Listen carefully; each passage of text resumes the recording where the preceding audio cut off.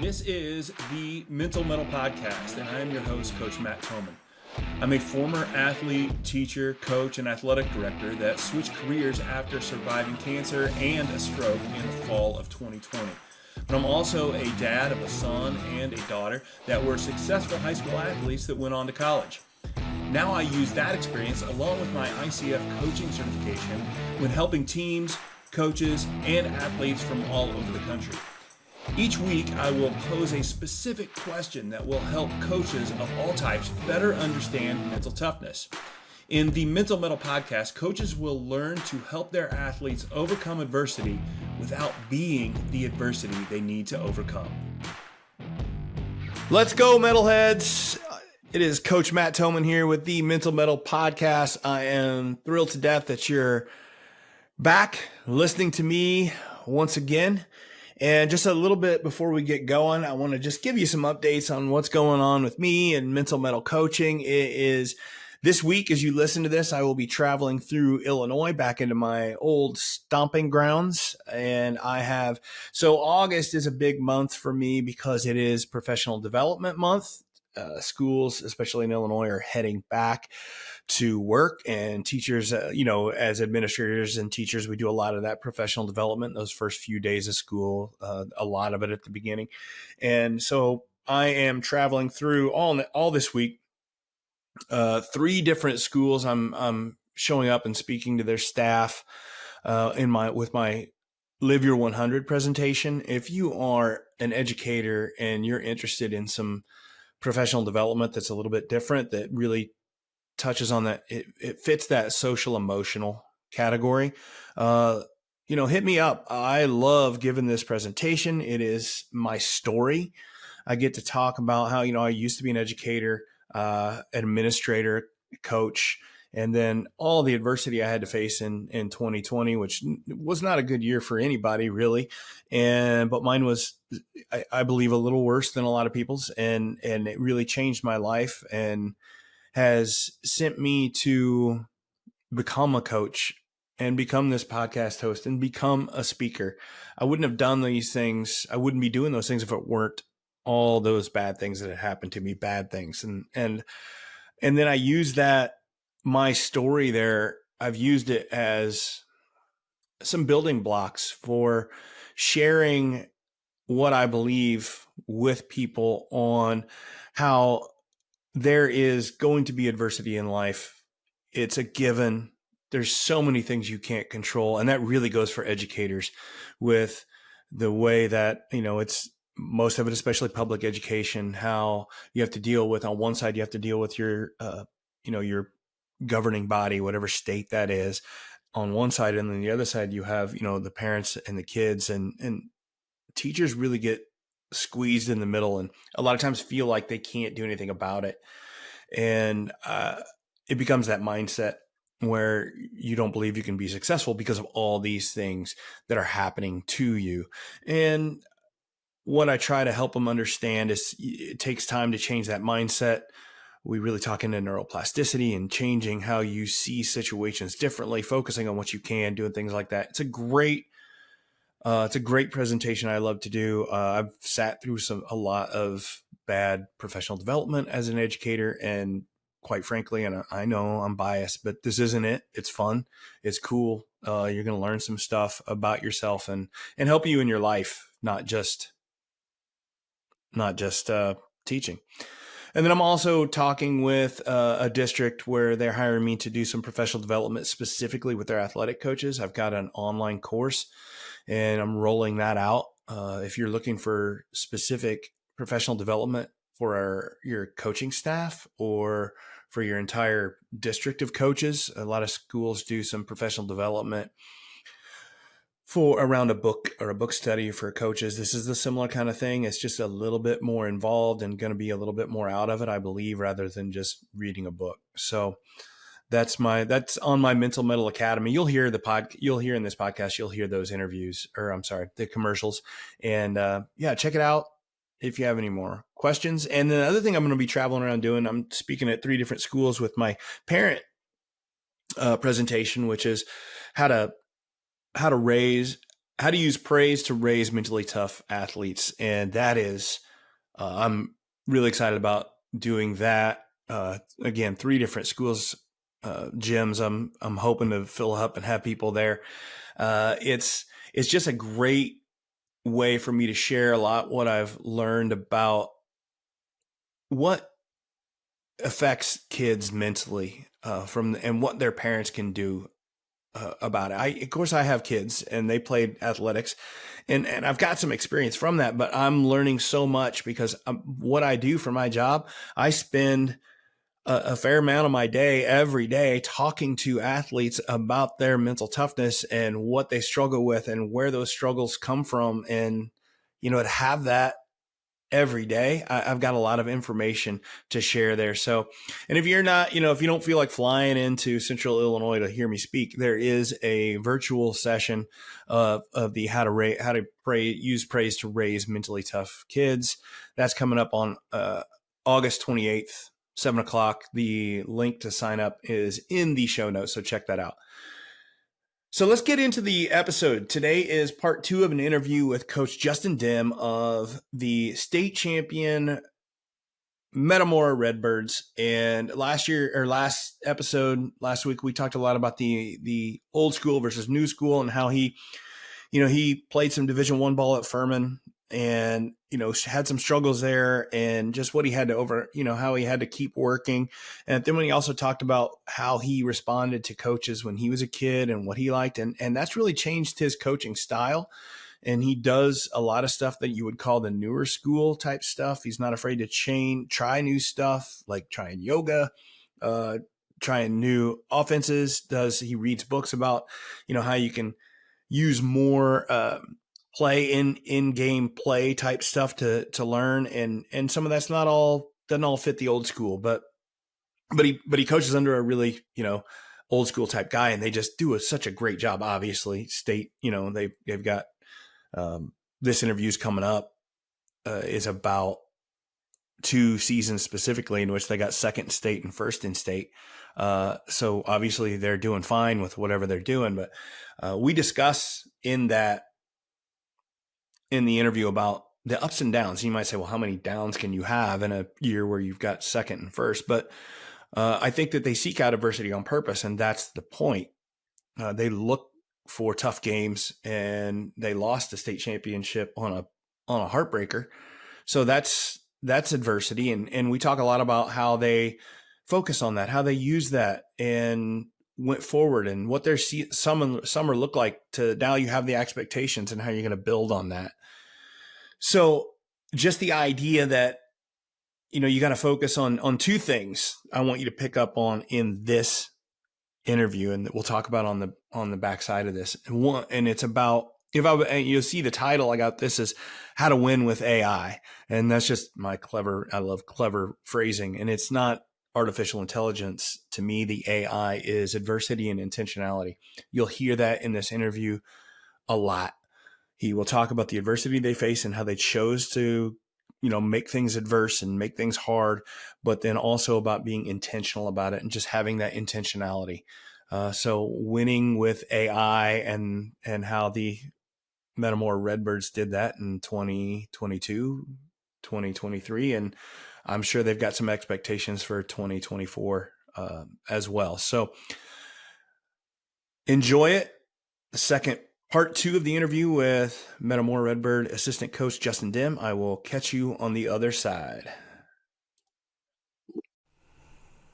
Less than 1% of high school athletes ever become professional athletes.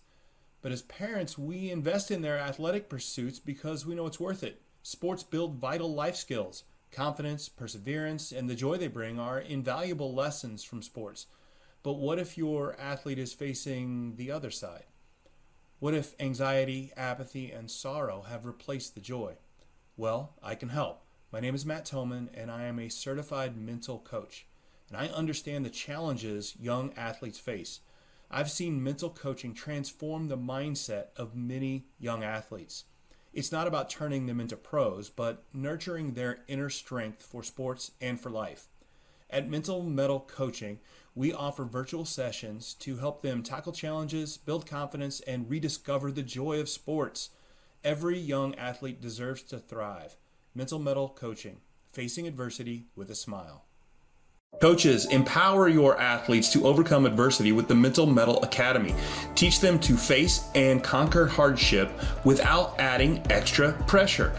Visit the link in the show notes and enter the code METTLE, that's METTLE, at checkout for a special listener discount.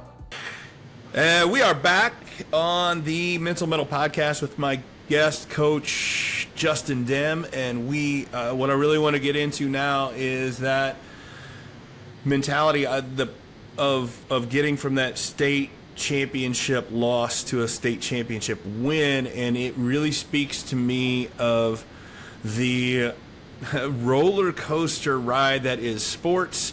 It is our best. Kids can have their best moments and their worst moments in the same game.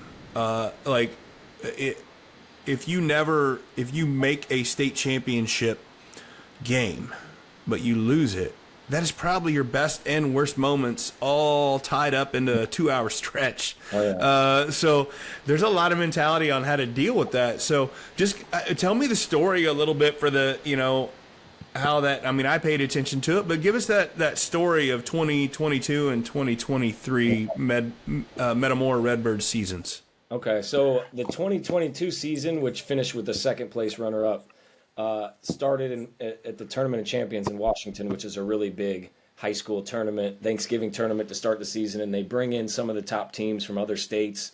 Usually they have a pretty big prospect or one or two, like Zion Williamson was here several years ago. Like a lot of guys like that come. I was there watching him play. Just a sidebar.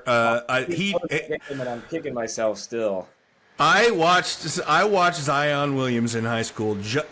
He jumped up and grabbed a rebound and threw a full court outlet pass before he hit the ground. And if you don't see it, and it wasn't the dunks, it was all. But to see things like that, you're like, okay, this kid's special. Like he's going places, and which he is. But anyway, the Tournament of Champions. Sorry about the interruption, but that's just yeah. No, it's an awesome way to start it, right? To start your season, and there's a lot of people at these games. It's really exciting, and it's a great challenge for us right off the bat. We lost our first 3 games, and talk about adversity and how does adversity make you better and make you more mentally tough. We had it in the second quarter of our first game. The kid who would go on to be the Journal Star Player of the Year that year, Zach Schroeder, was coming off a ball screen, and they tried to jump him, and they tried to steal it, kind of knocked him over, hit his head on the ground, was bleeding all over. I've never seen this much blood on a basketball floor. Like, I've seen some injuries, knee injuries, and concussions and things like that, but I've never seen this much blood just coming out of a kid's head. And so he had to go get glued up and missed the rest of the second quarter, missed the start of the third quarter. He came in halfway through the third quarter. It was still a tight game. We ended up losing that game to Springfield Lanphier, which is kind of a historic program here in Cal State. But then we went on. We played a couple pretty good teams after that. We lost our next game. We played a team from California who had one of the top freshmen in the country. I haven't really been following him a whole lot. I'd be interested to see where he's at right now. But he was a 6'5" shooting guard as a 15, 14-year-old. LZ Harrington was his name. And then they had a 6'7", 6'8", big, strong guy that just punished us inside. So it was a great wake-up call for us right off the bat. And we thought we were pretty good coming off the COVID season where we were 15-4, had everybody back, and thought we had a chance to do some things. I think going to state was kind of a goal for us. It wasn't like, oh, we can win state. It was like, we can go to state. I think we can go to state with this team. But then we found out really quickly, one guy goes down, what's going to happen? Right. So that we gotta have guys ready to fill that void in case it happens again. But we also, it just shows how thin we were with our depth that year. Like, we can't afford. We have a very slim margin, as we always say. Our margin for error is not very big. But we learned who we were and who we weren't on that first tournament, and had some adversity early on, losing our first 3 games. And then we played pretty well the rest of the year. We got to the Christmas tournament, lost to East St. Louis, and then lost to Wheaton Warrenville South. two really good teams that were both Right. top 10 ranked. One's a 3A, one's a 4A. Just really good programs year in and year out. East St. Louis is always really good. Wheaton Warrenville South is a really tough big 4A school that plays a tough style, kind of 1-2-2 ball press. They're very physical. They have a really good motion offense, pass, screen away, tons of screens to fight through.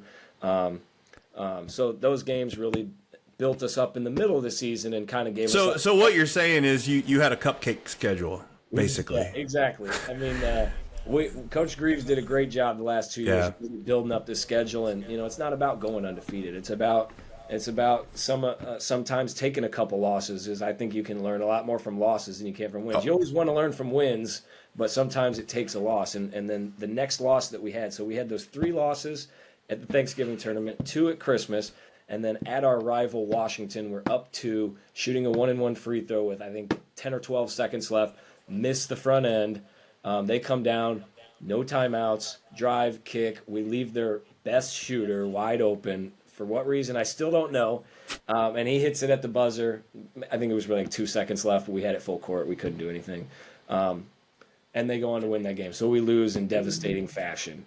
And that really was another thing. We go into that locker room and we're talking about the things that we did wrong. It wasn't the last play. It was the 5 or 6 plays in the first, second, and third quarter, the silly turnover that we had to start the game, or the bad foul we had to put them into the bonus earlier, and to give it just little things that we always talk about. It's never the last play that beats you. It's a lot of things that you could have did throughout the game that get you to that point. But came off that loss, went up to Chicago, played in a shootout at Hyde Park, and actually won on a buzzer beater this time. So that was a great bus ride home from Chicago. We stopped at Five Guys, got some burgers, and then got home. And we didn't lose the rest of the season. We just had kind of a magical run. We got to the postseason. Everything aligned right. All the teams that we played were great matchups for us. I think we had a really, really balanced attack. We had several guards that could drive it, get to the rim, but could also shoot it. We had enough athleticism that we could rebound the ball well, and we could defend more athletic teams like Rock Island and Simeon when we played them in the semifinal game, which I think was just another learning moment for those guys. We were down, I think, 8 points with 5.5 minutes to go in the fourth quarter against Simeon at the state tournament in the semifinal game. That first game, I think it was the second game, it was the noon game because there's a 10:30 game too. But yeah, I mean, I remember sitting on the bench thinking, dang, it was, we're not going to make it to the state finals, but it was a good run. Maybe we can get third. And then we came out, we scored, they went zone, we scored real quick, cut it to 6, and then got a stop, called a timeout, and talked about a couple things we were going to do. Hey, they're switching ball screens. We're going to run this play and slip it, and then if that works, we're going to run this other ball screen play and slip it again. And they worked back to back, and we cut it to 2. And then Ethan Kaiser hit a big 3 to push it to a 1-point lead for us. And then from there, we got a big stop, like I talked about earlier. They tried to run out of bounds play, and our guys, our best defender was on their all-stater and made him make a really tough shot. He tried to make a one-on-one move. He had plenty of time. Could have made a quick 2 instead, went for the 3. But just coming back from that deficit, our guys had learned all season long, like we'd been in tough games before. We'd been down by 5, 6, 7, 8 in the fourth quarter and come back and won. Like, we can do this. It's not over. Our guys didn't hang their head down 8, 5.5 to go against Simeon. They came back and got it done. And the same thing happened in the next game. I think we were struggling in the first half to score. It's a state championship. Everybody's a little and nobody wants to take a bad shot. Nobody wants to turn the ball over. There's a lot of just swinging the ball around the perimeter and not really attacking. And we get them at halftime, and we're like, hey, guys, we got to be more aggressive. We got to attack. We can't just – if we're going to lose, we're going to lose being aggressive and playing the way that we always play, taking the shots we always shoot. We can't tighten up at the biggest game and the biggest point of our season and the biggest moment. And who was that against that year? That was Sacred Heart Griffin. Okay, that's another decent program. Just okay. They only went to the state tournament, and the year that got shut down by COVID, which made as 2A team – pushed them up to 3A because of the success factor. So they made it in 3A too. And they're really strong, physical. I think they got second in state in football that year, and they had several guys on their football team that were basketball players. A couple of them started. They were all stronger than us. They were more physical. So it was hard getting offense. We came out in the second half, and Tyson Swanson, one of our better players, just kind of had a great third quarter, started being aggressive, shooting pull-up jumpers, getting threes to fall, and we built that lead, and we were up, I think, 7 or 8 in the fourth quarter, and kind of the opposite of the Simeon game. They upped the pressure even more. Maybe a couple fouls that might have been called in some games, but in a big moment like that, the referees aren't going to call. They're going to let the players decide the game, which I think is the way it should be.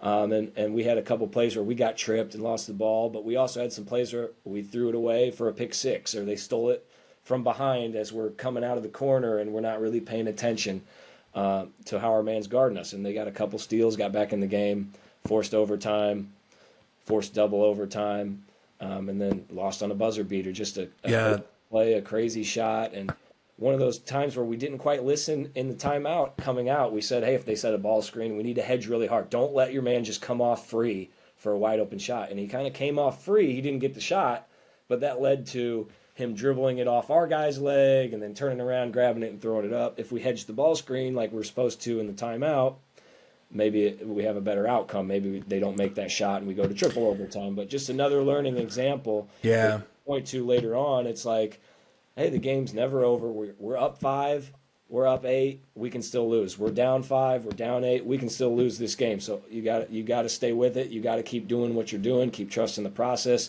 The result's not here yet. We've always been a process-oriented team, and so just the devastation of that game, I'll never forget. Coach pulling all the guys in to the huddle.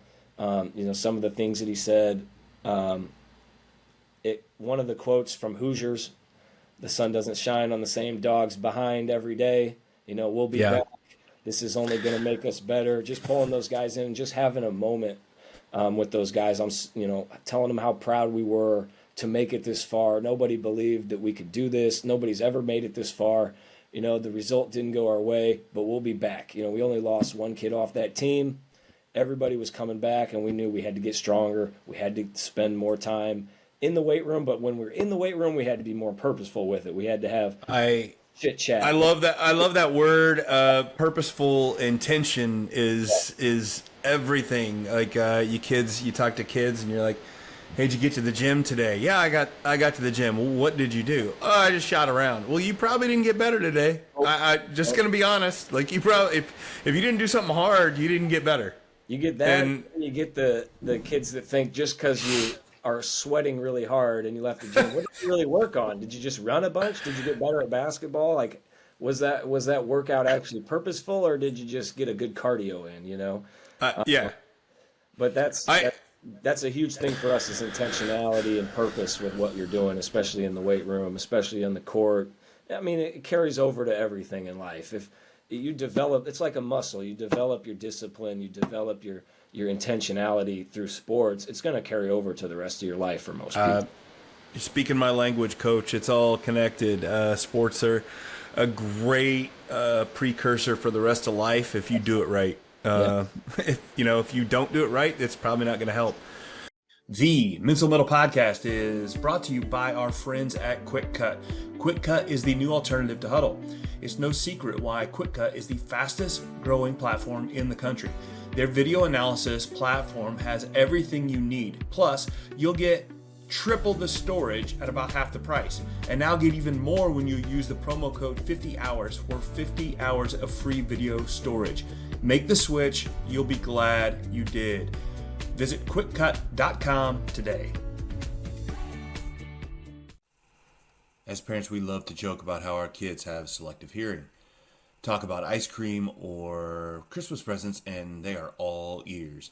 But ask them to take the trash out or walk the dog and suddenly it is like you do not exist. I know it may not seem like it, but your child hears your voice. Just make sure that your words are worth listening to.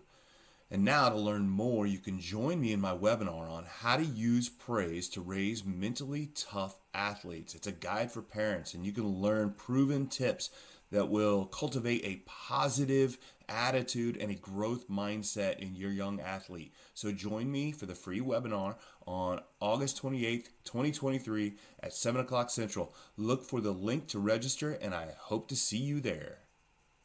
So you've got the summer, then you've got a great season by anybody's measure. Yep. But you have a down, yeah, you have a download. It ended on a really downer, right? But Yeah. you get into the summer and you're getting ready for 2023. You've got high expectations. I know that you say you lost one kid, but it can be very difficult at times to be like, oh, they're going to be really good this year, right? Yeah. Now you got the expectations. How do you develop with that? How do you work with that?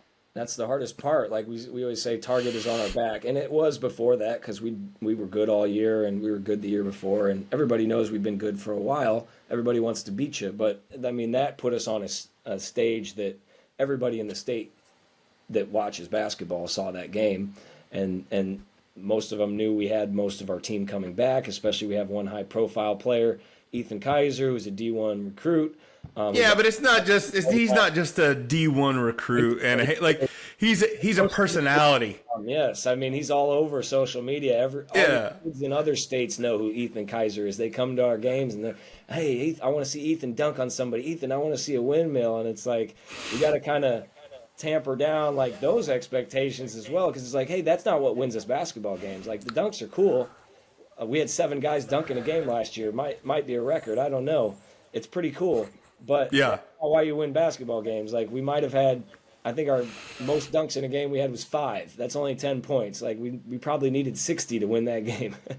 So and what's so funny is I know Ethan a little bit from my son playing with him and stuff. Like he's a very unassuming kid. Like he's a great kid. And the whole family's salt of the earth, and it's just like it's just funny to see that.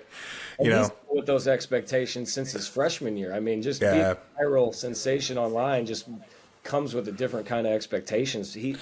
Everybody who watches him play expects him to be this, top 50 type player every time out, and it's like not every kid is capable of that. He has some awesome highlights. He's a really, really good shooter, but he's not going to Duke. You know what I'm saying? So he's not going to the University of Illinois. These schools aren't recruiting him, but he's a great player in his own right. He's our all-time leading three-point shooter, obviously dunker, has more dunks than anybody's ever dreamed of having at Metamora High School.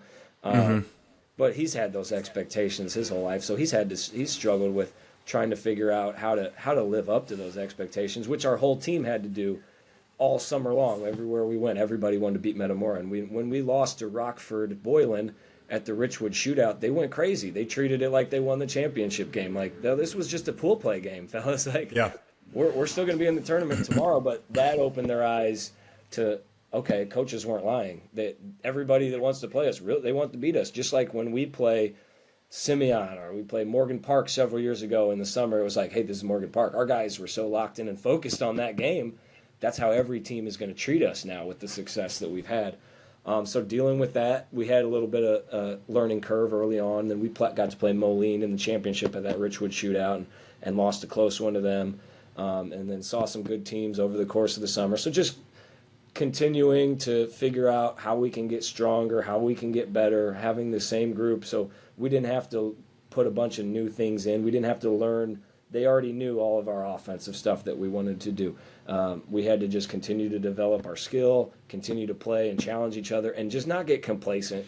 It's really easy, like you said, there's the expectations to deal with, but there's also the fact of, oh, okay, we got everybody back this year, and we killed teams in the regional and sectional. We're probably going to do it again. It's like it's not how it's going to happen, fellas. I lived through that. My junior year, we got second in state, and we had myself and Bill Cole, 6'9" guy, going to Illinois, coming back, and everyone just said, "Oh, you guys are going to win state this year, or at least go back." We lost in the super sectional. We lost to a really good Lincoln team that put the 1-2-2 ball press on us. We fell in love with the 3, and we were up 10-0 to start that game, and we're thinking, hey, we're going back to state. Here we go.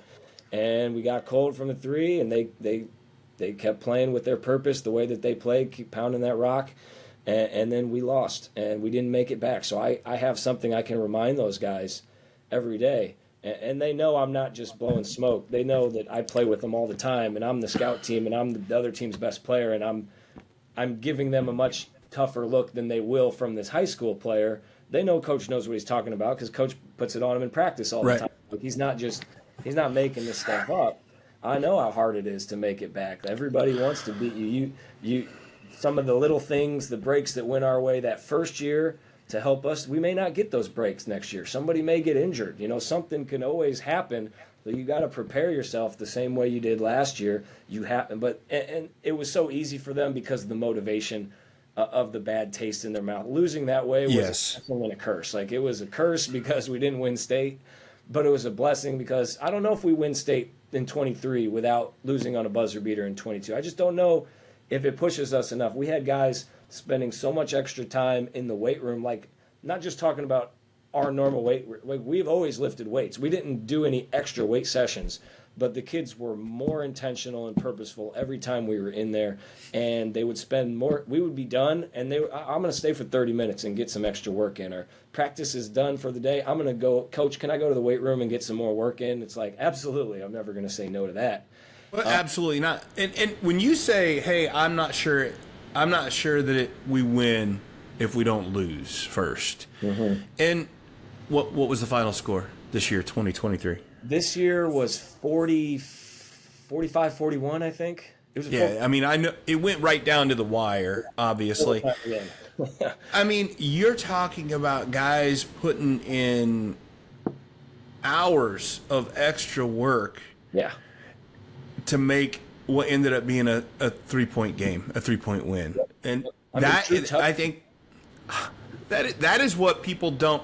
The kids that eventually succeed, and it's the kids love to talk about the unseen hours, and it is real. Like it is, it's easy to look at a kid like Ethan Kaiser, like, well, if I was that tall and that athletic, then I'd be that good too. No, you wouldn't, right? Not if you're not putting the hours. If you're not putting the hours in, it doesn't matter. Right.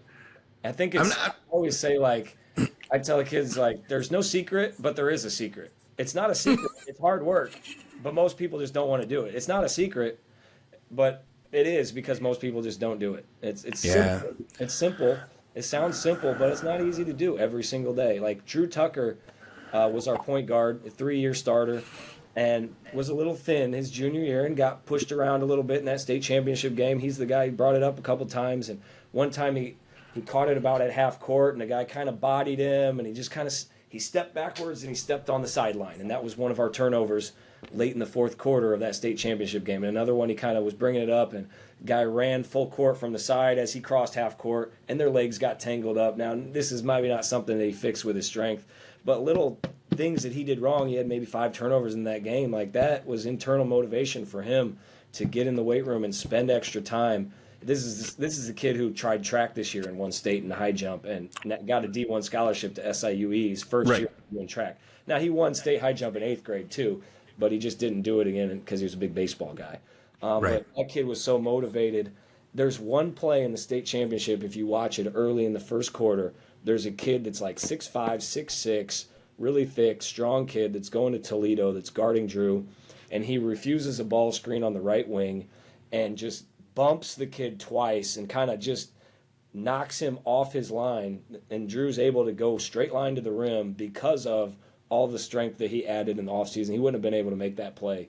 That was the only bucket of the game he had. That was his only 2 points, but we needed every bucket we could get in an overtime game. Like, the strength that he added through his lower body and his core to be able to handle those 2 bumps consecutively while he's dribbling and finish the layup.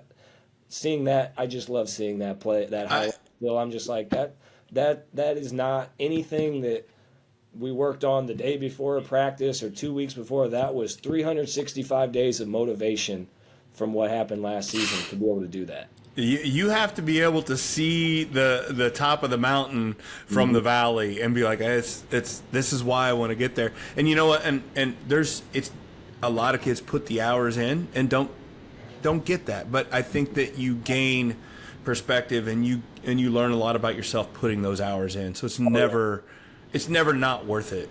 It just is. I just love that story. A little word of advice for you from an old guy here. Enjoy those scout team hoops you get to do. Yeah. I used to jump in practice. Love that. I'm the big guy. I would get in and beat him up, and I'll never forget it. We were going making our state run several years ago, and I got jumped in. I make a cut, and I felt like my calf. Somebody like shot me and pulled a calf. Tore a calf muscle, and so your days are numbered, Coach. But hey, you get in there and mix it up while you can. Still trying. 5 now. I try to play as much as I can, but it's definitely I don't recover the same. It's hard to go back-to-back days anymore. If not, it's hard to go twice or 3 times in a week. As hard as and as athletic and physical as our kids have been the last couple of years. Yeah, they really push me. So, last question here, Coach. Let's get back to that new school, old school mentality. Give me some from a guy who calls himself more new school coaching. What's the big advice for you to take away that any coach could take? I guess I call it new school, but it's also old school. I think one of the big differences, the things that we do that is maybe different than a lot of teams, we don't really do like drills with no defense. We don't do a lot of like dribbling drills, cone drills. We just play a lot. We do a ton of 1-on-1, 2-on-2, 3-on-3, 5-on-5. We play a lot in open gyms. We play a lot of pickup. It's new school in that there's a lot of new science around the brain, and there's a lot of new science around skill development, skill acquisition, motor learning theories. But it's old school in the way that this is how everybody used to play basketball. Like, why were the players in Peoria so good in the mid-90s and the 80s? They played at all the parks all day long, all summer long. This is how you get better at basketball, right? They don't do that anymore. There's not a lot of pickup games to be found. Go outside, go to the park. Everything is way too controlled by adults, I think. Everything is, you got to be on your AAU team. You got to be on this team. You got to work out with this trainer. Most of that, there are some good ones out there. Most of that is kind of fluff, I think. There are some really good AAU programs. If you're in the right program and the right situation, it's definitely beneficial. But I see a lot of kids out there who are like the 6th or 7th man on their high school team, and they're also the 6th or 7th man on their AAU team, so they're not getting a ton of minutes. I'm like, how are you actually getting better? You're shooting 4 shots in one game and 3 shots in one game. I tell a lot of our guys, like, we have one right now who he sometimes can't always make it. He doesn't have a ride. He didn't make it to last week's tournament up in Ohio with the team. But he was in the gym on Sunday. He shot 1,100 shots on the gun. I was like, you got way better doing that than you would have playing 5 games last weekend. If you got 1,000 shots in every day, you're going to get a lot better. So I think playing on your own, using your imagination and putting yourself, working on your own is usually better for you unless you have a really good coach. I don't like to say trainer, a coach who can show you and can really help you improve. I think that, and playing against different, maybe younger guys, older guys, taller guys, shorter guys, that's what basketball is. It's learning how to use your skills, your body, your athleticism, your constraints in the environment that you're in, whether it's guys that are better than you, that maybe you can't beat them off the dribble as much, so I got to find another way to play today. Maybe I'm playing against kids that I can dominate, and so do I want to take every shot? Maybe I work on setting my teammates up more. I can beat my guy every time, but let me not force shots. Let me work on setting guys up and passing the ball. But just little things like that. I think drill work is not that much fun for kids. I think they're not super engaged mentally when they're just standing in line waiting to do this drill on this cone and shoot this layup with no defense. So the new school idea would be to do everything small-sided games, and everything's live. We have tons of different one-on-one games we do. We do a lot of 4-on-3, 3-on-4, 3-on-2, 2-on-1, just having kids having a ball more and playing more. And then the 5-on-5 feeds into that. You don't have the ball as much 5-on-5, so there's not as much development maybe, but we play a ton. Right now I'm keeping track of wins and losses for every kid, 8th grade, 9th grade, 10th grade, 11th grade, 12th grade, and our summer stuff in July. So just motivation for kids to win more and, see what does it take to win, like which kids are winning the most. There's usually the kids that are playing the most during the regular season, and that usually the kids don't quite understand, why is this guy better than me? Well, his teams win more than you. There's not one specific thing I could tell you. Maybe he focuses more on defense. He works harder on defense. He boxes out more. He rebounds better than you. Like, we can kind of show some of these kids why this guy's ahead of you right now. His team wins more. That's what we're here to do, is to win games. That's the goal of the team. I like it, and I like to say that the competition and playing that live stuff, but there's still it's done with intention and purpose, which is, I think, important, very important. I love hearing that, because I think there's a lot of old school. It's like, we got to get these drills in, and I used to do that too much. But you learn a lot more when you're getting. I used to too. When you're getting beat, sometimes there's a lot. You learn a lot better handling the ball when you do one-on-one full court inside. Let's say, like, put cones on the lane lines or the pro lane 2 feet outside the lane, and you got to try to beat that guy down court. That's a lot better than, oh, you got to go right and then go between your legs to the left. Well, why are you doing that? Or why don't you just beat the guy, and then you don't have to change directions 5 times? You know, Yeah. You don't need to teach kids moves. Kids will learn how to do moves, and they watch the NBA. They watch basketball. You don't need to. Oh, I'm going to teach you this in and out crossover into a pull-up. Just put them in a one-on-one situation. They'll figure out what their moves are, and they'll remember what moves work and what doesn't work. And when they get in those game situations, they'll just react. You don't draw on your library of moves in your brain. That's not how. Right. That's not how playing sports works. It's reaction. It's perception and action. What do you see, and what can you do based on your body and your skill set and your athleticism? And I loved what you said about playing against different players. I used to always love to say, if you're the best player in your gym, you need to find a new gym, right? Because you're not getting any better. So I love that, and it doesn't have to be this perfect AAU program. It's just go play. Yes. And I love that. I got a lot of love for Gavin Sullivan's program. I think he does a good job of telling kids the truth, putting kids in a position to be seen and be recruited, which is really the thing that you need out of AAU. What's the purpose of it is for college coaches to see you more easily. But he does a great job of not keeping kids accountable, like letting them know why were we losing, not just throwing them out there and giving them a bunch of plays to run, and we didn't do this right, we didn't do that right. Like he challenges kids in games, after games, in practices. Like, he does a good job of that stuff, and make sure he holds kids accountable and gives them the truth and puts them in positions to see what their weaknesses are and why they're struggling, why they're not maybe getting as recruited as highly as they thought they could. Yep, I agree. It's a good program. That's, like I said, that's when my son played for, and I love the opportunities there, and for him it was a lot about playing against harder, better competition, and that's really good for him. So you get both of those, but I think it's find what works for you and go out there and do that. Coach, I can't thank you enough for being on. It's been fantastic. I think we could have another conversation. I love you said it really quick, talking about the brain science and stuff like that. Yeah. I love that. We could talk about that all day, and I'll probably reach back out to you and just that is the new school, right? Really getting into the brain science a little bit about how this stuff works, because lean into that. So I love it. It's been awesome having you on, and I sure appreciate it. Thanks so much, Matt. This was awesome. I'd love to come back again anytime you'll have me. You bet. And good luck this year, and good luck rest of the summer. Thanks so much. Appreciate it. Okay. See you, Coach. See ya. As parents, we love to joke about how our kids have selective hearing. Talk about ice cream or Christmas presents, and they are all ears.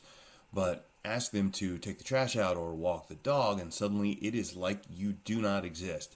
I know it may not seem like it, but your child hears your voice. Just make sure that your words are worth listening to. And now, to learn more, you can join me in my webinar on how to use praise to raise mentally tough athletes. It's a guide for parents, and you can learn proven tips that will cultivate a positive attitude and a growth mindset in your young athlete. So join me for the free webinar on August 28th, 2023 at 7 o'clock Central. Look for the link to register, and I hope to see you there. Less than 1% of high school athletes ever become professional athletes. But as parents, we invest in their athletic pursuits because we know it's worth it. Sports build vital life skills. Confidence, perseverance, and the joy they bring are invaluable lessons from sports. But what if your athlete is facing the other side? What if anxiety, apathy, and sorrow have replaced the joy? Well, I can help. My name is Matt Tillman, and I am a certified mental coach. And I understand the challenges young athletes face. I've seen mental coaching transform the mindset of many young athletes. It's not about turning them into pros, but nurturing their inner strength for sports and for life. At Mental Metal Coaching, we offer virtual sessions to help them tackle challenges, build confidence, and rediscover the joy of sports. Every young athlete deserves to thrive. Mental Metal Coaching, facing adversity with a smile. Welcome back to the Mental Metal Podcast. I want to do a little breakdown of the interview, the discussion with Coach Dehm of Metamora. And I want to talk about, as I'm calling it, winning with AI, and that is winning with adversity and winning with intentionality. And let's talk about the adversity first. And adversity or adverse conditions or struggles or obstacles or whatever you want to call them, adversity means failure. If you're not failing, then it's not really adversity now, is it? I think that we need to understand that if you're going to choose a sport or choose some adverse conditions or seek adversity, like I say to do, you should always seek adversity. You have to understand that what comes with that is failure.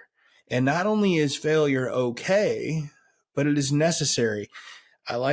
Failure is not the opposite of success. Failure is a necessary step towards success. And that's it's extremely important for people to understand that while we don't want to fail, and certainly we don't want to go in, you can't go in and say, hey, I need to lose some games so that I can, succeed. It really doesn't work like that, but you can put yourself in situations where I'm going to be tested, I'm going to be challenged, and in it's competition. People are going to get the better of you sometimes. And so over the last 2 years and probably well before that, and this coming year, I just in that interview and his talking about their 2022 season and their 2023 season, just the schedule that they faced is no joke. If you've never gone to the Tournament of Champions that they hold every year in Washington, Illinois, people come from all over the country. Like we talked about, I've seen some very, very good players. Like we mentioned, Zion Williams was there one year, and of course, he may be the best that's there ever. But every year there's kids going to the Power Five country conferences and really good players. It's so much fun to watch. It's the best play. Some of the best players in the country show up from the best high schools in the country, and quite often they get beat because they're playing other really, really good competition. These are the cream of the crop. These are phenomenal players and phenomenal programs, and they are facing adversity in their first it's a Thanksgiving tournament. So like we're talking about Metamora that one year, he's talking about getting 3 losses, and it's not even December. That's can be tough to deal with. But I loved what he said when he said it's not about going undefeated. And that's so important because you don't want to just win every game. Now, winning does become a culture, and you get used to winning, and you expect to win, and you never want to get the situation where you say, hey, we just want to lose. But in the same breath, you have to face great confidence or great competition to gain that confidence, to improve. Even if you lose, you're going to gain confidence playing against better players and better people and better programs. And it clearly, when you look at their schedule and some of the who they've played against, it's clearly been a point of emphasis for Danny Greaves and who he schedules for his team and how he wants them to grow. And I think that without them playing those very difficult games early on, maybe they don't fare as well in the state run series whenever you play against teams like Sacred Heart Griffin of Springfield, Illinois, or Chicago Simeon, which are these are big time athletic programs in a state where basketball is just extremely important. And you playing against a team like Chicago Simeon, they've got some very big names coming out of there. So you have to be prepared. If you want to make a run in the state tournament, you've got to prepare yourself for stuff like that, for situations like that. But in order for adversity to work for you, you have to have the right mindset. And in 2022, he talks about how they got beat in a double overtime buzzer beater in the state championship. That is tough. That's heartbreaking. And it could cause someone to fold under that defeat and just to get so close and just feel like, what was I supposed to do? You look at like a couple bad calls, a couple this, couple this. Oh, if only, if only, if only. Yeah, and not only that, even gotten second, they only lost one player from that team. And then even though they only got second, I think that the expectations were just as high, if not higher, for the next year. So you have this situation where you're coming in where this just really tough defeat, and then you're having expectations, oh, well, you're going to be even better next year.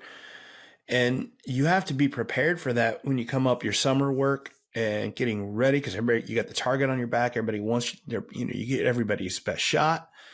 And you have to be very process oriented. And Coach Dehm mentioned that they like to be process oriented. If you remember one of my earlier episodes, I had Coach Lowry of assistant at Northwestern. He said, everybody likes to talk about the process, but the process is hard. Yeah, the process involves a lot of adversity and a lot of failure. That is the process is adversity. The process is failure. You have to be ready for that. You have to be okay with that, and you have to combat that. Well, how do you do that? How do you say, well, we're going to face some adversity and we have to get better? How do we use that? How do we have that defeat help us get better? And to me, I think it has to be about intentionality, and that's the other part. So we talked about the adversity. Now we're talking about the intentionality. You have to do things on purpose. You have to do things in the right way and for the right reasons, and you have to have purpose. What's the right things? What's the right purpose? Right? Well, that's an individual thing. That's where as a coach, you need to know, here's what we need to work on. Here's what we need. And failure can guide you on that. You can use that failure to know how you failed and let it use you. So you can use that, that failure can help you lose hope if you're not careful, but you can also use it to help you grow.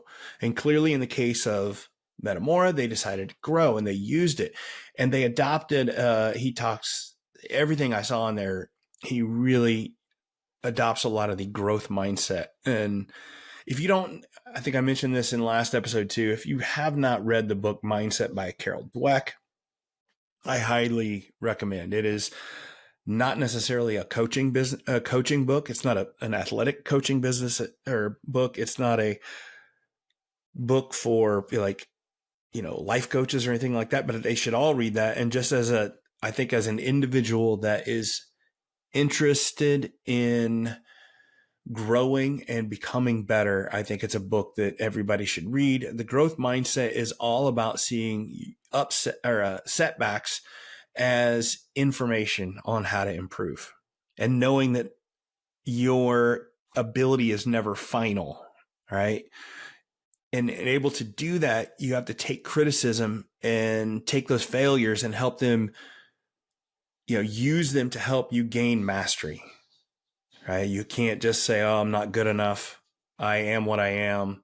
I'm never going to get any better. No, that's a fixed mindset. You have to have the growth mindset. I absolutely love the story of their point guard and how he got bumped and had a costly turnover in the state final in 2022. And he saw that, and the coaching staff saw it, and the kids saw it, and he knew he needed to get stronger. And he, along with, sounds like the whole team, put in hours of work, 365, days to get back to that same situation for a better result. And he's the point guard, so he's not that, the scoring isn't his top job, but he able to make a move that used his new strength to get that bucket in another game that went down to the wire. And it, sometimes the effort you have to put into getting just a little bit of, a point or two, a bucket or two may seem like not much, but the difference between a state championship and not much, and a state championship and not is, it can be just a bucket or two. But the amount of time, the unseen hours, as I mentioned, how much work it takes to put into that. And and also how the loss of the state championship game can affect that drive. I would love, and this is, I'm used to be I'm a science guy, so maybe I'm getting into the ether a little bit, but I would love to see how that plays out in a parallel universe. Okay. Let's say in 2022, he gets bumped and the ref calls a foul, don't have the turnover. And again, that's a game that went to a game, a buzzer beater, and they win the state championship in 2022. Does that mean that they win 2 state championships because they go ahead and win it again in 23 in that parallel universe? Or does the absence of failure mean that point guard and some of the other players don't work as hard over the summer and they don't win because of it? And also they don't become better players. Maybe they don't get the scholarships that they wanted, or they don't end up to being as successful. I like to think that if you don't lose that state championship game in 22, that a lot of bad things happen because of that. Because if you win that, that's how I see things. I believe that cause and effect are not as closely related in time and space as we think we are. We humans tend to be very short-sighted. We say, oh, I lost a game, so that must be bad, or I won the game, that must be good. And we leave it at that. And it's such a binary decision that it's good or bad. But it's more complicated than that. Take a step back, see the bigger picture. What's the ultimate goal? What are you striving for? What are you working on? Use that as your focus for your intentionality. And Coach Dehm, I love what he talked about their practice as well. At first, you might say, well, how can they be intentional when they're doing mostly live stuff at practices? Intentional should be drills. And it can be, sure, there's a lot of good coaches out there who use a lot of drills and have a lot of success. But if you pay attention, he's talking about how they are being very intentional with their live play. The goal is to put them in some very purposely intentional, tough situations to see what works and see what doesn't. So they learn by trial and error, and learn by action, and being, not being bored, really. You even mentioned that. And perhaps if you haven't seen Metamora play and you're a coach and you're just thinking, well, that's great, but it doesn't work for me. I like to be a little bit more controlled. I don't really have all the athletes to just run out there and just play and do whatever they want. Do yourself a favor, watch some of their game film. Yes, they're very skilled, but they are also very disciplined. They want to run one of the best offensively disciplined teams. They don't take bad shots. They're very disciplined.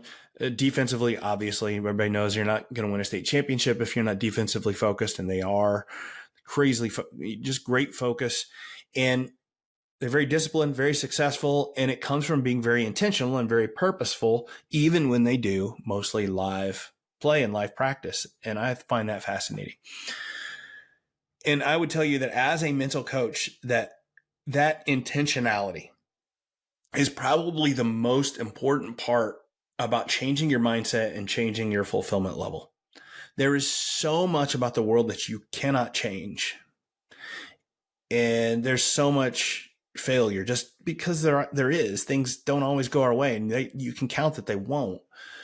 It can leave you feeling very anxious, make you feel like a failure if you don't do things to intentionally offset that and intentionally find ways to get better at stuff and deal with stuff. So you need to choose physically and mentally healthy activities and be intentional with them every day. It works if you're a player, it works if you're a coach, or if you're just a human. Okay. It's a great practice for everybody to be more fulfilled and more happy about their situation if they can be intentional. And even if you never win a state championship, which is most of us, okay, you are going to learn, you're going to improve, you're going to grow, and you can be considered a success, because to me, that's the definition of success. It's a long-term definition. Okay. Keep growing, keep learning, keep getting better. And you do that with intentionality. So the two things, remember how to win with AI, and that is use adversity and intentionality. Use those together and you will not be disappointed. I assure you of that. So hope you enjoyed it. I'm your host, Coach Matt Toman, and this has been the Mental Metal Podcast, and I will see you next time. Thanks again for listening to the Mental Metal Podcast, produced by Coraggio Media, sponsored by QuickCut, a video management platform for every level of play, and by Mental Metal Coaching, helping athletes learn to face adversity in a spirited and resilient way. The Mental Metal Podcast is created each week to help players develop more mental toughness, and that is something that will help all of us. So help me out and like and share the Mental Metal Podcast with your friends. Until next time, keep forging your metal.